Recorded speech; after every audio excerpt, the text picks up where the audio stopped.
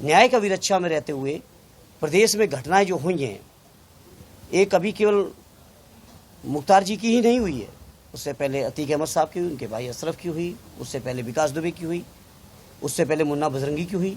न्याय का विरक्षा में रहते हुए, जेल में रहते हुए प्रशासन द्वारा या प्रिंसिपल सेक्रेटरी होम द्वारा माननीय सर्वोच्च न्यायालय में एफिडेविट देने के बावजूद इस तरह से उनकी डेथ हुई है, इस बात की कल्पना कोई नहीं कर सकता था। और जैसा कि घटना दर घटना है, मैं समझता हूँ आप सब गाजीपुर के जिम्मेदार साथी हैं, प्रतिनिधि हैं, आप लोगों को मुझसे बेहतर पता होगा। मुझसे भी बहुत सारी चीज़ें, मैं तो कुछ समय उन लोगों के बीच बिताया तो कुछ बातों को जानकारी मिली। आप लोग लगातार उनके बीच रहे होंगे, गाजीपुर के लोगों के बीच रहे, बात की होगी आपने, मुझसे बेहतर आपको पता हुआ इस बात को कैसे कैसे घटनाएं हुई। 19 तारीख को से लगातार शंका इस बात की चल रही थी, जो चर्चा है, और 25 तारीख तक अस्पताल नहीं भेजा गया। 25 की रात को 2 बजे टेलीग्राम आता है आपके मोहम्मदाबाद थाने में कि उनकी हालत गंभीर है, परिवार के लोग जल्दी संपर्क करें, और अगले ही दिन शाम 4 बजे वापस जेल में भेज दिया जाता है। जो व्यक्ति आईसीयू में हो, जो व्यक्ति ऑक्सीजन से लेके तमाम सपोर्ट लेके हॉस्पिटल में हो, क्या आप इमेजिनेशन कर सकते हैं कि 14 या 18 घंटे के अंदर पूरी तरह स्वस्थ होके वापस बैरक में रहने योग्य हो जाएगा? तो ये मामूली बातें नहीं, ये बहुत गंभीर न्याय का विषय है, जांच का विषय है।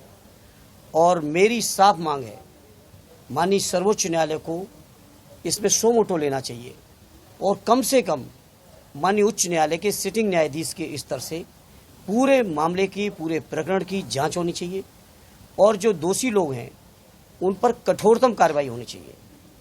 क्योंकि इस तरह संस्थागत और ना इस तरीके से न्याय का विरक्षा में रहते हुए प्रदेश में घटनाएं जो हुई हैं, एक अभी केवल मुख्तार जी की ही नहीं हुई है, उससे पहले अतीक अहमद साहब की हुई, उनके भाई अशरफ की हुई, उससे पहले विकास दुबे की हुई, उससे पहले मुन्ना बजरंगी की हुई।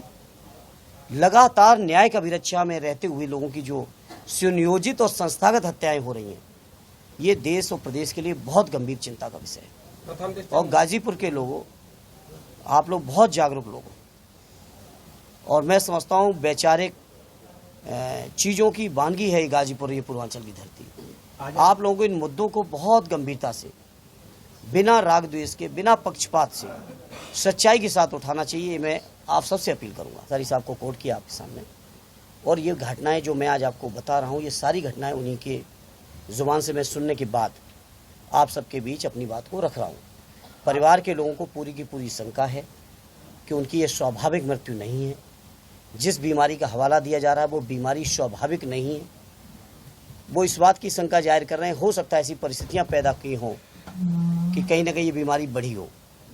लेकिन जहां माननीय न्यायालय में एफिडेविट दे रखा हो प्रिंसिपल सेक्रेटरी होम द्वारा, वहाँ पे अगर इस तरह की बात होती है तो बहुत, मैं समझता हूँ अफसोसजनक के साथ साथ बहुत चिंता की बात है कि आखिर देश कानून से चलेगा कि नहीं चलेगा। देश कुछ लोगों की मर्जी से ही चलेगा क्या, कुछ लोगों की मानसिकता से ही चलेगा, या देश कानून के साथ या जो न्यायिक प्रक्रिया है उस प्रक्रिया से गुजरते हुए चलेगा?